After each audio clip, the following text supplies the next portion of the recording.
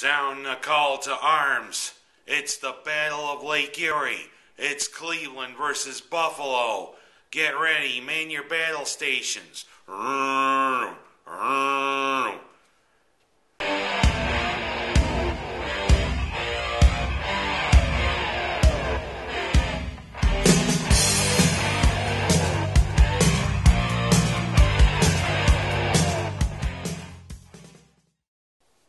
It was time to warm up the infantry, the artillery, and the cavalry for Buffalo.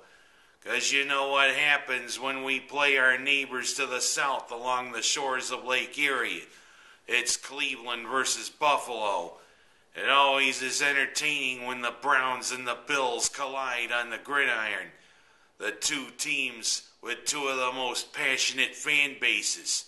Although you gotta wonder, you'd think with all of those rabid fans, why the game didn't sell out. Hell, a bunch of the dog pound could have made the trip up I-90 to Buffalo. But I digress. Whatever.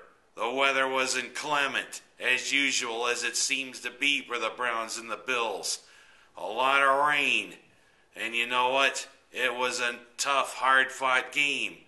Unlike 3 years ago when there was all that snow in Cleveland, and it wound up being an 8-0 laugher in favor of the Browns. But I digress, as I said. It was a complete, hard-fought game. Although with the unheralded hero of Cleveland's backfield tearing up the Bills' defense on the first drive, I'm thinking, oh hell, here we go again. But Peyton Hillis, he got held pretty good after that first drive, which led to a Browns field goal. The Bills come back downfield and score on a nice touchdown pass from Fitzpatrick to Donald Nelson. And you know, he might have to step up a bit, because during that game, Lee Evans went down with an ankle injury that could end his season. And you know, Buffalo is going to have to go with Steve Johnson and several no-name receivers for the rest of the season, which comprises of Buffalo's 3 divisional opponents. But you know, that touchdown was the difference on a wet day that was a little bit rainy, but you know, a win's a win. A nice little last drive to eat up the clock with Fred Jackson getting quite a bit of his 102 yards rushing. And a nice little 13-6 victory.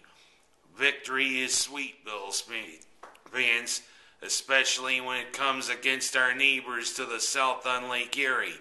And you know, the artillery, the infantry, and the cavalry of Buffalo did its job with minimal casualties, but heavy losses inflicted on the Browns.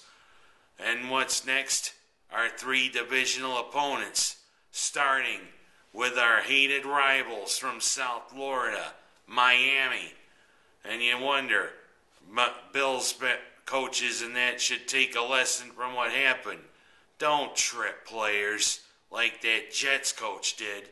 As hey, that's an offense that could get you fired. At least with him, it's got him suspended for the rest of the season in the playoffs for the Jets. And you know what happened 32 years ago when legendary coach Woody Hayes interfered from the sideline. He punched that Clemson player, and his legendary career as the coach of Ohio State ended. Don't do those things, guys. Bills coaches, take advice. Stay back. Even if a player from the opposing team runs into you. That's my advice. But although with these fish, you gotta wonder. I'm Ken Haas. That's my story. And the win is a win, especially against the dog pound. Wrong team.